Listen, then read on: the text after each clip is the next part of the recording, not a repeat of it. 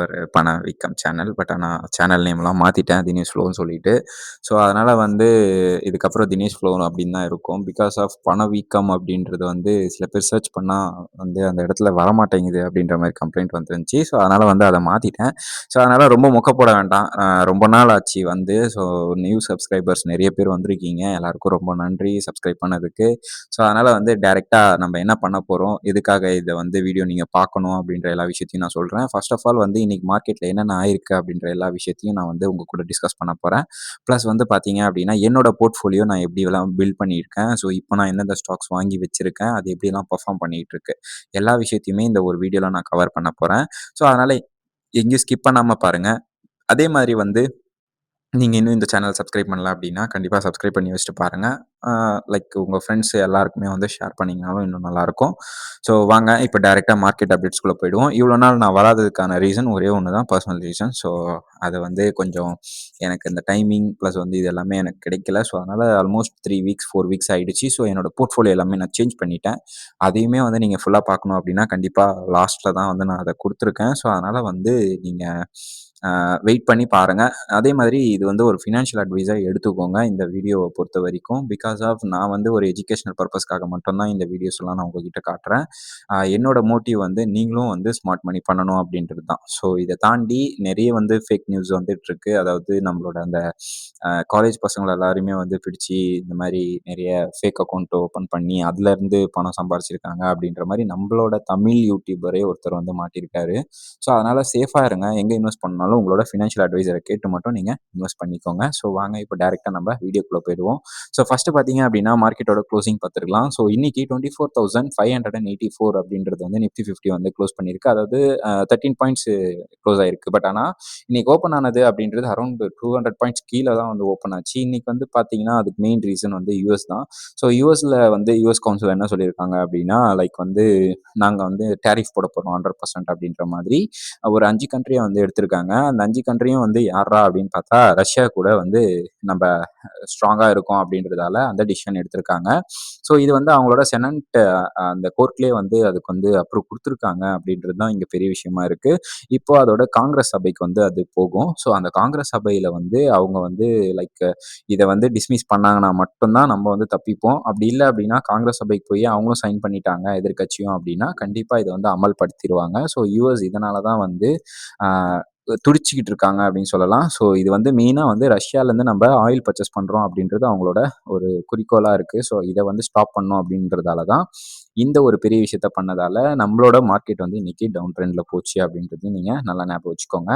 So அத base பண்ணி நம்ப இந்த மார்க்கெட்ட நம்ம பார்த்தோம் அப்படின்னா, லைக் டவுன் ட்ரெண்ட்ல போனாலுமே நாங்க எடுத்துட்டு வரோம்டா அப்படின்னு சொல்லிட்டு நம்ம டிஐஸ் என்ன பண்ணியிருக்காங்க அப்படின்னா, மார்க்கெட்ட இன்னைக்கு 13 பாயிண்ட் பிளஸ்ல தான் க்ளோஸ் பண்ணியிருக்காங்க. ஸோ இது வந்து ஒரு நல்ல விஷயமா பார்க்குறேன். சென்செக்ஸ பொறுத்தவரைக்கும் 43 பாயிண்ட் வந்து இன்னைக்கு அப்ல இருந்துச்சு. 78,542 அப்படின்ற பாயிண்ட்ஸ் வந்து இன்னைக்கு போயிருக்கு. பேங்க் நிஃப்டிய பொறுத்தவரைக்கும் 57,687 அப்படின்றது வந்து இன்னைக்கு க்ளோஸ் ஆயிருந்துச்சு. ஸோ ஓவராலா பார்க்கும்போது இயர்லி வீக்னஸ் அப்படின்றது வந்து இருந்தாலுமே, பட் ஆனா மார்ஜினலி பாசிட்டிவா வந்து க்ளோஸ் பண்ணியிருக்குது. ஒரு பெரிய ஒரு கெயினா வந்து நம்ம பார்க்கலாம். நம்மளோட போர்ட்ஃபோலியோ எப்படி இருக்கு அப்படின்றத வந்து நம்ம மெயினா பார்க்கணும். ஸோ இன்னைக்கு வந்து அரவுண்ட் வந்து ஒரு 1% கீழ குறைஞ்சிருக்கணும். அப்படி இல்லன்னா 1%க்கு மேல ஏறிருந்துச்சு அப்படின்னா, உங்களோட போர்ட்ஃபோலியோ நல்ல போர்ட்ஃபோலியோ. அதுக்கு மேல இருக்குது அப்படின்னா, கொஞ்சம் போர்ட்ஃபோலியோவ ரிவீல் பண்றது நல்லது. ஸோ நிஃப்டி 50யோட கீ டெக்னிக்கல் லெவல் அப்படின்றத வந்து பார்த்துருவோம். ஸோ டெக்னிக்கல் லெவல் வந்து பொறுத்த வரைக்கும் இமிடியேட் சப்போர்ட் அப்படின்றது 24,550லேருந்து 24,520ல தான் இருக்கு. ஸோ இது கீழ வந்து இறங்கக்கூடாது அப்படின்றது வந்து நீங்க பார்த்துக்கோங்க இன்ட்ராடேல. ஸோ அதே மாரி ஸ்ட்ராங் சப்போர்ட்ன்றது 24,500லேருந்து 24,480 வரைக்கும் இருக்கு. ஸோ இதில பேஸ் பண்ணி ஒரு 500 பாயிண்ட் அப் அண்ட் டவுன் இருக்கு. பட் ஆனா இவ்வளோ தூரம் நம்மளுக்கு கீழ வருமா அப்படின்னா, லைக் சந்தேகம் தான். பட் இருந்தாலும் ஒரு நல்ல மொமெண்டம் இல்ல அப்படின்னா, கண்டிப்பா மார்க்கெட்ல என்ன வேணாலும் நடக்கும். ஸோ அதனால வந்து ஸ்ட்ராங் அப் ட்ரெண்ட்ல மட்டும் நீங்க கொஞ்சம் இன்வெஸ்ட் பண்றத வந்து பார்த்துக்கோங்க. இமிடியேட் ரெசிஸ்டன்ஸ் ஜோன் அப்படின்றது வந்து பார்த்தீங்க அப்படின்னா, இந்த லெவல வந்து கடந்துருச்சு அப்படின்னா, அடுத்த லெவலா 24,620ல இருந்து 24,650 வரைக்கும் போகும். ஸோ ஸ்ட்ராங் ரெசிஸ்டன்ஸ் ஜோன் அப்படின்றது இன்னைக்கு டேவோட ஹை வந்து 24,700 வரைக்கும் போறதுக்கான ஹை பாசிபிலிட்டிஸ் இருக்கு நம்மளோட நிஃப்டி 50. ஸோ இதெல்லாம் மெயின் ரீசன் என்ன அப்படின்னா, நம்ம மார்க்கெட் கீழ விழுந்தாலும் டிஐஸ் வந்து ஏத்திட்டு போறதுக்கான ரீசன் ஒண்ணே ஒண்ணு தான். Q1 ரிசல்ட் வந்து ஓரளவுக்கு கம்பெனிஸ் எல்லாமே நல்லா தான் குடுத்துட்டு இருக்காங்க. பட் ஆனா சில கம்பெனிஸ்லாம் இருக்கு. அதெல்லாம் வந்து ரூ. 200 இருந்தது. ஒரு 3 மாசத்திலேயே ரூ. 800 ரூ. 900 வரைக்கும் போயிருக்கு. அதெல்லாம் ஐடென்டிஃபை பண்ணோம் அப்டின்னா, கண்டிப்பா இந்த சேனல் நீங்க பார்த்துக்கிட்டே இருங்க. நான் நெறைய ஸ்டாக்ஸ வந்து நீங்க அந்த மாரி ஐடென்டிஃபை பண்ணலாம் அப்டின்றத வந்து நான் உங்களுக்கு சொல்லி தரேன் எப்படி பண்ணணும்னு சொல்லிட்டு. நான் குளோபலா பார்க்கும்போது சாய் லைஃப் சயன்ஸ்ன்றது வந்து என்னோட போர்ட்ஃபோலியோல நான் வச்சிருந்தேன். பட் ஆனா வந்து ஆ நான் நடுவுல தான் செல் பண்ணிட்டு வந்தேன். பட் ஆனா பேட் லக் என்ன பண்றதுன்னு தெரியல. 700ல இருந்த ஸ்டாக்ஸ் வந்து இன்னைக்கு 1700 போயிருக்கு. அரவுண்ட் வந்து 1000 பிளஸ் அப்படின்றது வந்து நம்மள மாரி சின்ன போர்ட்ஃபோலியோல வச்சிருக்கவங்களுக்கு எல்லாருக்கும் பயங்கரமான அது ஒரு ஸ்பெஷலான மொமெண்டமா இருந்திருக்கும். பட் ஆனா அது என்னால இல்ல, என்கிட்ட இல்ல. பட் இருந்தாலும் ஓகே. பேங்க் நிஃப்டிய பொறுத்தவரைக்கும் க்ளோஸ் ஆனது வந்து 57,000ல வந்து க்ளோஸ் ஆயிருக்கு. ஸோ டே ரேஞ்ச் வந்து பார்த்தீங்க அப்படின்னா, அரவுண்ட் வந்து ஒரு 1000 பாயிண்ட்ஸ் கிட்ட இருக்கு.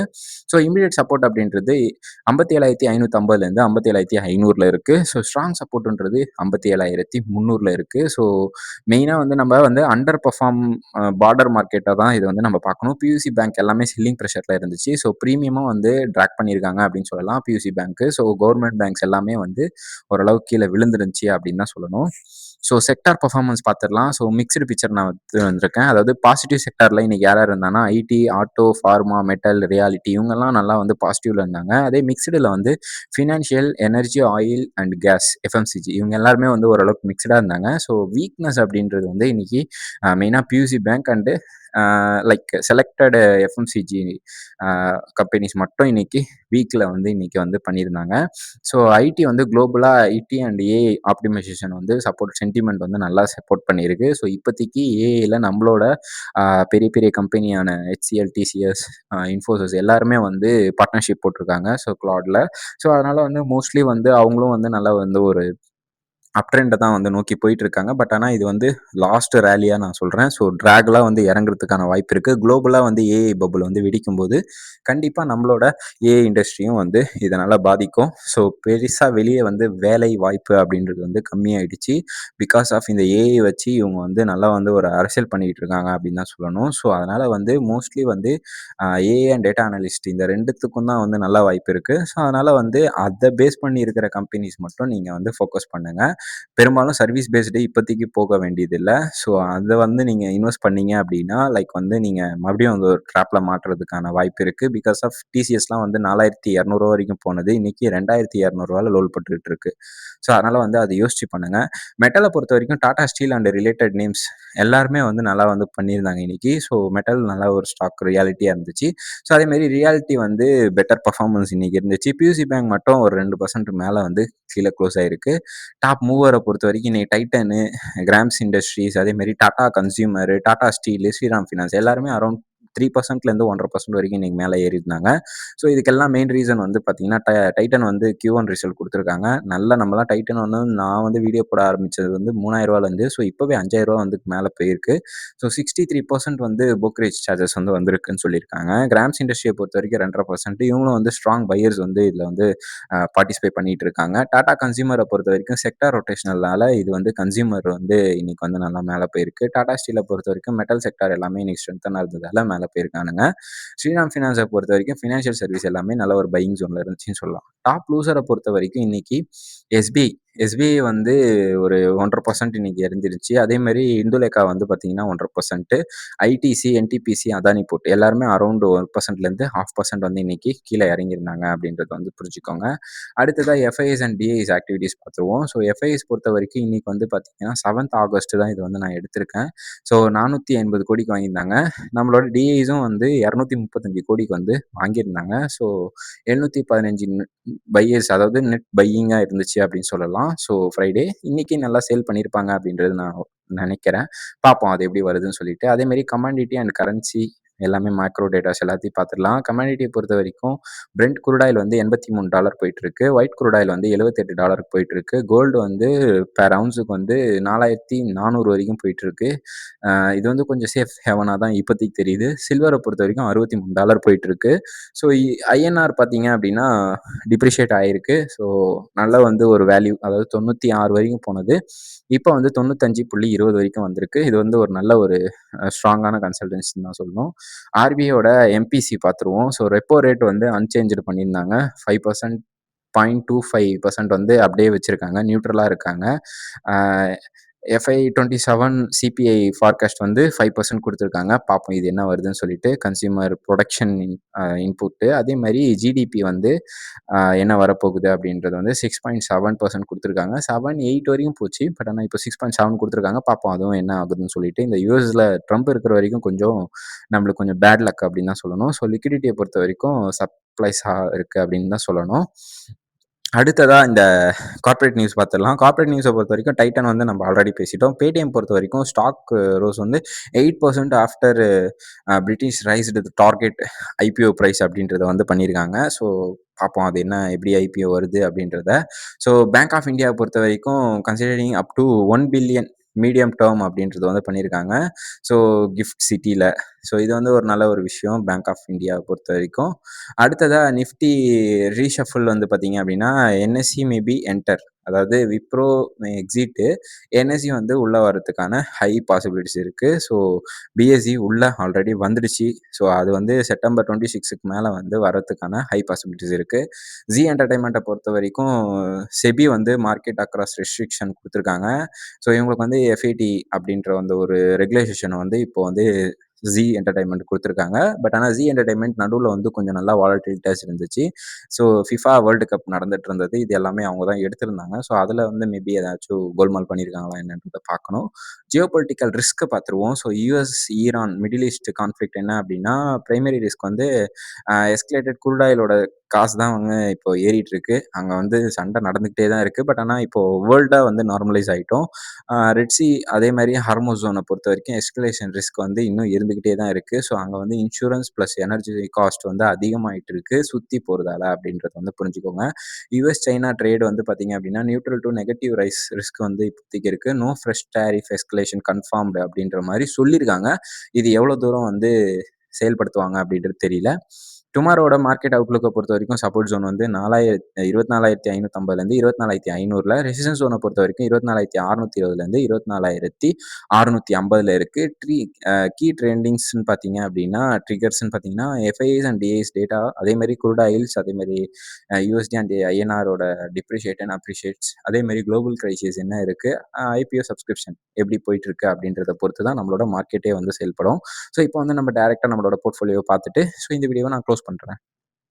ஸோ ரொம்ப நாள் ஆயிடுச்சு. ஸோ நம்ம வந்து மார்க்கெட்டுக்குள்ள வந்து பிகாஸ் நான் தான் சொல்லியிருந்தேன். என்னோட பர்சனல் இஷ்யூ கொஞ்சம் போயிட்டு இருந்ததால, என்னால வர முடியலன்னு சொல்லிட்டு, நான் இன்னைக்கு வந்து டெக்னிக்கல் லெவல் போடல. பட் ஆனா உங்களுக்கு நான் டெக்னிக்கல் லெவல் சொன்னதால, நான் நாளைக்குலேருந்து டெக்னிக்கல் லெவல் போட்டு உங்களுக்கு நான் வந்து குடுக்குறேன்.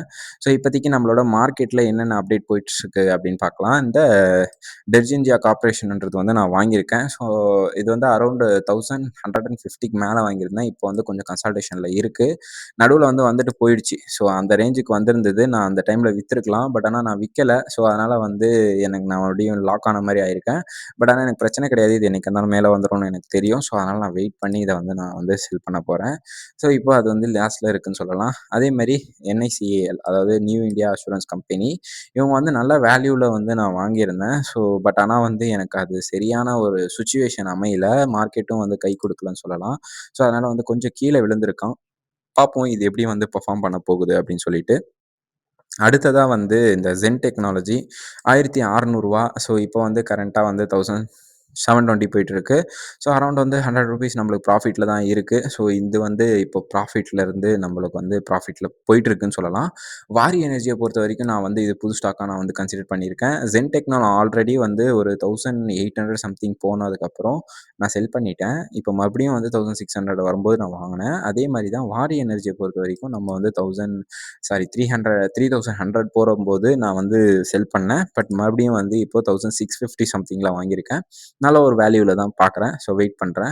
யுனிவர்சல் கேபிள பொறுத்தவரைக்கும் 20% வந்து இன்னைக்கு ஏறி இருந்துச்சு. ஸோ இந்த யுனிவர்சல் கேபிள் வந்து நான் உங்ககிட்ட முன்னாடியே நான் சொல்லியிருந்தேன். இது வந்து கண்டிப்பா இத வந்து நீங்க கன்சிடர் பண்ணணும். நல்ல ஸ்டாக் அப்படின்னு சொல்லிட்டு. இது எத்தன பேர் கன்சிடர் பண்ணீங்க அப்படின்றது தெரியல. நான் வந்து இது வந்து ₹1170 சம்திங்ல வாங்குனேன். ஸோ இன்னைக்கு இது வந்து நல்ல ஒரு பிரைஸ்ல இருக்கு. ஸோ இது வந்து நான் இன்னும் செல் பண்ணுவேனா அப்படின்னு கேட்டீங்கன்னா, 2000 வரைக்கும் போறதுக்கான ஹை பாசிபிலிட்டிஸ் இருக்கு. ஸோ அதனால நான் வந்து வெயிட் பண்ணிட்டு இருக்கேன். பார்ப்போம். இது 50% எனக்கு வந்து ஆல்ரெடி ப்ராஃபிட் குடுத்துருச்சு அப்படின்றத வந்து நான் உங்ககிட்ட சொல்லிக்கிறேன்.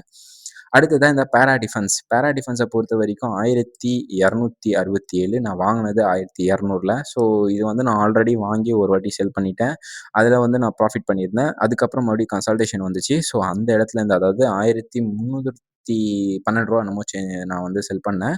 அதுக்கப்புறம் வந்து மறுபடியும் ஒரு கன்சல்டேஷன் வந்துச்சு. ஸோ அந்த இடத்துலேருந்து ரூ. 1240 சம்திங்ல வாங்கியிருக்கேன். பார்ப்போம் இது மறுபடியும் ஒரு ரீகன்சல்டேஷன் ஆகும் அப்படின்றத வந்து நான் பார்த்துட்டு இருக்கேன், எதிர்பார்க்குறேன். ஸோ ஆச்சு அப்படின்னா நான் உங்களுக்கு கண்டிப்பா அப்டேட் பண்ணுவேன். ஸோ இதுதான் இன்னைக்கு என்னோட கரண்ட் போர்ட்ஃபோலியோ. ஸோ அதில வந்து ஒரு ஸ்டாக் எனக்கு இறங்கியிருந்தாலும், ஒரு ஸ்டாக்கு 50% எனக்கு ப்ராஃபிட் குடுத்துருக்கிறதால, என்னால போர்ட்ஃபோலியோ மேனேஜ் பண்ண முடியுது. இதே மாரி நீங்களும் போர்ட்ஃபோலியோ மேனேஜ் பண்ணிக்கோங்க. ஸோ உங்களோட ஃபினான்ஷியல் அட்வைசர கேட்டு மட்டும் நீங்க வந்து எந்த ஸ்டாக்கா இருந்தாலும் வாங்குங்க. நான் இத பையிங் ரெக்கமெண்டேஷனா குடுக்கல. ஜஸ்ட் நான் வந்து ஒரு எஜுகேஷனல் பர்ப்பஸ்க்காக டெக்னிக்கலா எப்படி கன்சிடர் பண்ணணும் அப்படின்றத பத்தி தான் நான் சொல்லியிருக்கேன். ஸோ இதோட இந்த வீடியோ நான் முடிச்சுக்கிறேன் கைஸ். ஸோ நாளைக்கு இன்னொரு வீடியோல பார்க்கலாம். நன்றி.